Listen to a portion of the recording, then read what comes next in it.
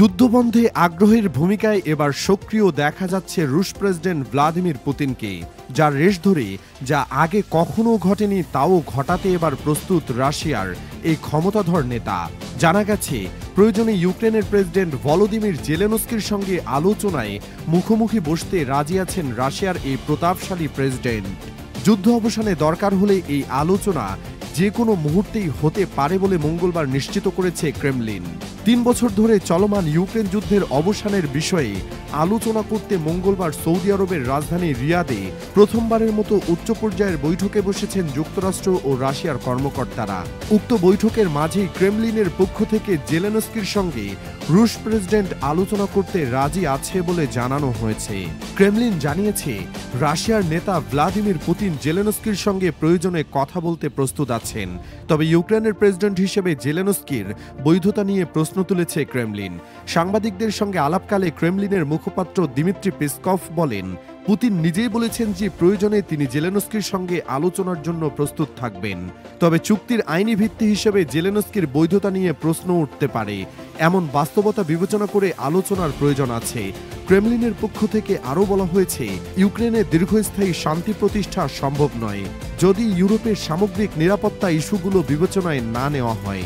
এদিকে একই দিনে রিয়াদে শুরু হওয়া বৈঠকে ইউক্রেন রাশিয়া যুদ্ধের অবসান ও আমেরিকান রুশ সম্পর্ক পুনর্স্থাপনের বিষয়ে আলোচনার কথা রয়েছে।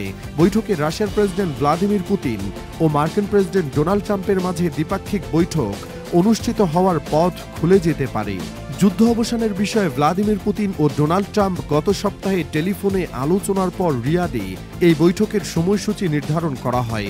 তবে বৈঠকে ইউক্রেনের কোনো প্রতিনিধি না রাখায় দেশটির প্রেসিডেন্ট ভলোদিমির জেলেনস্কি বলেছেন, কিয়েভকে ছাড়া কোনো শান্তি চুক্তি মানবে না ইউক্রেন। তিনি বলেছেন, সার্বভৌম দেশ হিসেবে আমাদের অংশগ্রহণ ছাড়া আমরা এই ধরনের কোনো চুক্তি মেনে নেব না।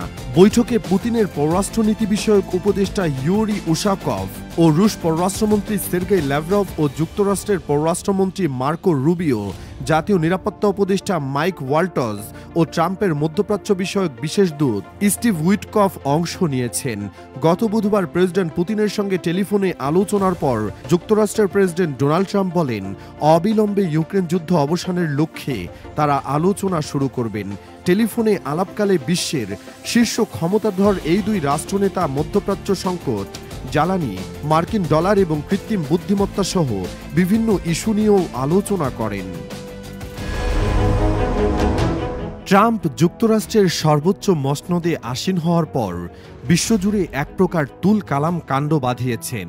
তার একের পর এক পদক্ষেপ ও নিষেধাজ্ঞা বিশ্বজুড়ে উদ্বেগের জন্ম দিয়েছে। সম্প্রতি বিশ্বের অনেক দেশেই বড় অঙ্কের অর্থ সহায়তা বাতিল করেছে ট্রাম্প প্রশাসন। এর মধ্যে ভারতের জন্য নির্ধারিত ২১ মিলিয়ন মার্কিন ডলারের কর্মসূচিও বাতিল করেছে যুক্তরাষ্ট্র। ইলন মাস্কের নেতৃত্বাধীন যুক্তরাষ্ট্রের নতুন দপ্তর department of government efficiency DOGE এই ঘোষণা দেয়। ভারতে এই মার্কিন আর্থিক সহায়তা বন্ধ নির্দেশের পক্ষেই দাঁড়িয়েছেন দেশটির প্রেসিডেন্ট ডোনাল্ড ট্রাম্প। ভারত ও প্রধানমন্ত্রী মোদির প্রতি শ্রদ্ধা আছে জানালেও ভারতকে অর্থ অনুদান দিতে নিজের অস্বীকৃতির কথা জানিয়েছেন তিনি। ট্রাম্প বলেছেন, ভারতের নিজেদেরই অনেক টাকা, তাদের অনুদানের প্রয়োজন নেই। ১৯ ফেব্রুয়ারি বুধবার এক প্রতিবেদনে এই তথ্য জানিয়েছে ভারতীয় সংবাদ মাধ্যম NDTV। সংবাদ মাধ্যমটি বলছে, বিলিয়নিয়ার ইলন মাস্কের নেতৃত্বে US department of government efficiency DOGE ভারতে ভোটারদের উপস্থিতি বাড়ানোর উদ্দেশ্যে ২১ মিলিয়ন ডলার অনুদান বাতিল করার কয়েকদিন পরে প্রেসিডেন্ট ডোনাল্ড ট্রাম্প এই পদক্ষেপের পক্ষেই অবস্থান নিয়েছেন এবং কেন এই ধরনের কাজে মার্কিন করদাতাদের অর্থ ব্যবহার করা হয়েছিল সেই প্রশ্নও তুলেছেন। প্রেসিডেন্ট ট্রাম্প ফ্লোরিডায় তার মার লাগো বাসভবনে বলেন, কেন আমরা ভারতকে ২১ মিলিয়ন ডলার দিচ্ছি? তারা অনেক বেশি টাকা পেয়েছে। তারা আমাদের পরিপ্রেক্ষিতে বিশ্বের সর্বোচ্চ কর প্রদানকারী দেশগুলোর মধ্যে একটি। আমরা খুব কমই ভারতের বাজারে প্রবেশ করতে পারি কারণ তাদের শুল্ক অনেক বেশি। ভারত এবং তাদের প্রধানমন্ত্রীর প্রতি আমার অনেক শ্রদ্ধা আছে, কিন্তু ভোটারদের জন্য ২১ মিলিয়ন ডলার অনুদান ভারতে, সেখানে ভোটারদের উপস্থিতি দিয়ে কি হবে? মূলত প্রেসিডেন্ট ডোনাল্ড ট্রাম্পের নেতৃত্বে যুক্তরাষ্ট্রের নতুন প্রশাসন বাজেট কমিয়ে আনার জন্য নানা পদক্ষেপ নিচ্ছে এবং এর আওতায় ভারত, বাংলাদেশ সহ বেশ কয়েকটি দেশের জন্য মিলিয়ন মিলিয়ন ডলারের তহবিল বাতিল করেছে যুক্তরাষ্ট্র। এরই ধারাবাহিকতায় ইলন মাস্কের ডিপার্টমেন্ট অফ গভর্নমেন্ট এফিসিয়েন্সি গত রবিবার ভারতে ভোটারদের উপস্থিতি বাড়ানোর লক্ষ্যে $21 মিলিয়ন একটি প্রোগ্রামে অনুদান বাতিলের কথা ঘোষণা করে। ভারতীয় সংবাদ মাধ্যম বলছে, ভারতের জন্য বরাদ্দ $21 মিলিয়ন তহবিলটি বিশেষভাবে দেশটির নির্বাচনে ভোটারদের অংশগ্রহণ বাড়ানোর লক্ষ্যে নেওয়া হয়েছিল। কিন্তু অনুদান বাতিলের ঘোষণা দেওয়ার পর ভারত এখন আর এই তহবিল পাচ্ছে না। উল্লেখযোগ্যভাবে ডোনাল্ড ট্রাম্প ভারতের প্রধানমন্ত্রী নরেন্দ্র মোদীর সাথে দেখা করার কয়েকদিন পরেই ভারতের সহায়তা বাতিলের বিষয়ে এই ঘোষণা দেওয়া হয়। যদিও বৈঠকের পর দুই নেতা মার্কিন ভারত সম্পর্ককে শক্তিশালী করার জন্য গুরুত্বপূর্ণ ঘোষণা দিয়েছিলেন, তবে যৌথ বিবৃতি বা সংবাদ সম্মেলনে এর উল্লেখ পাওয়া যায়নি।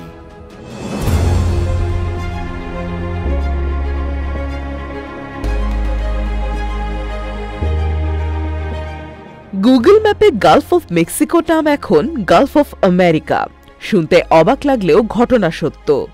যুক্তরাষ্ট্র আনুষ্ঠানিকভাবে গালফ অফ মেক্সিকোর নাম পরিবর্তন করে গালফ অফ আমেরিকা রাখার সিদ্ধান্ত নিয়েছে। এর পরিপ্রেক্ষিতে টেক জায়ান্ট গুগলের ম্যাপ সেবায় উপসাগরটির নাম পরিবর্তন করা হয়েছে। কিন্তু এতে ক্ষিপ্ত হয়ে উঠেছে মেক্সিকো।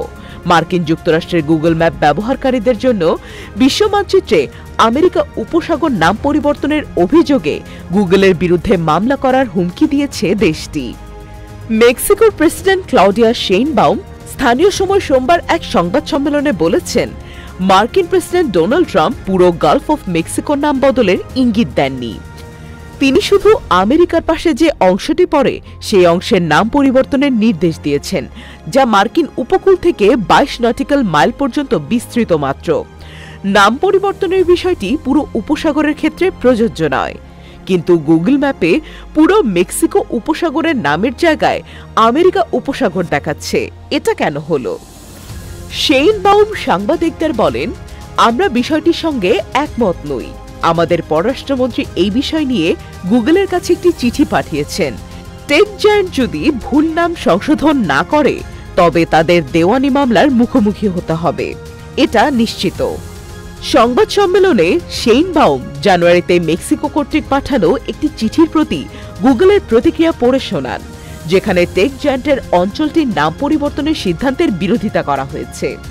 গুগলের চিঠিতে পুনর্ব্যক্ত করা হয়েছে, আমরা 2 সপ্তাহ আগে ঘোষণা করেছিলাম যে আমাদের নীতিমালার সাথে সামঞ্জস্য রেখে গুগল ম্যাপে পরিবর্তনগুলো তুলে ধরা হবে। আমরা নিশ্চিত করতে চাই যে মেক্সিকোতে ম্যাপ ব্যবহারকারীরা মেক্সিকো উপসাগর নামটি দেখতে পাবেন। শেইনবাউম বলেন, মেক্সিকো এখন গুগলকে একটি নতুন চিঠি পাঠাচ্ছে, যেখানে লেখা আছে, আপনার গুগল ম্যাপস প্ল্যাটফর্মে আমেরিকা উপসাগর নামটির উল্লেখ অবশ্যই মার্কিন নিয়ন্ত্রণের অধীনে থাকা সামুদ্রিক এলাকার জন্য সীমাবদ্ধ থাকতে হবে। এই অঞ্চলের বাইরে যে কোনো সম্প্রসারণ হলে মেক্সিকো সরকার প্রয়োজনীয় আইনি ব্যবস্থা গ্রহণ করবে।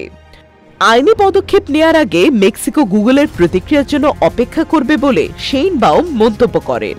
উল্লেখ্য যে গুগল জানিয়েছিল যে যেসব স্থানের নাম দেশভেদে ভিন্ন সেসব ক্ষেত্রে গুগল স্থানীয় নামকে অগ্রাধিকার দিয়ে থাকে। কোনো স্থানের নাম দেশভেদে আলাদা হলে স্থানীয় ব্যবহারকারীরা তাদের দেশের সরকারি নাম দেখেন, তবে অন্য দেশ থেকে গুগল ম্যাপসে উভয় নামই দেখা যায়। এক্ষেত্রেও একই নিয়ম অনুসরণ করা হবে। গালফ অফ মেক্সিকো যুক্তরাষ্ট্র ছাড়া মেক্সিকো ও কিউবার সীমানায় অবস্থিত। ফলে যুক্তরাষ্ট্রের ব্যবহারকারীরা এটি গালফ অফ আমেরিকা নামে দেখতে পেলেও অন্য দেশের ব্যবহারকারীরা গালফ অফ মেক্সিকো ও গালফ অফ আমেরিকা উভয় নামই দেখতে পাবেন।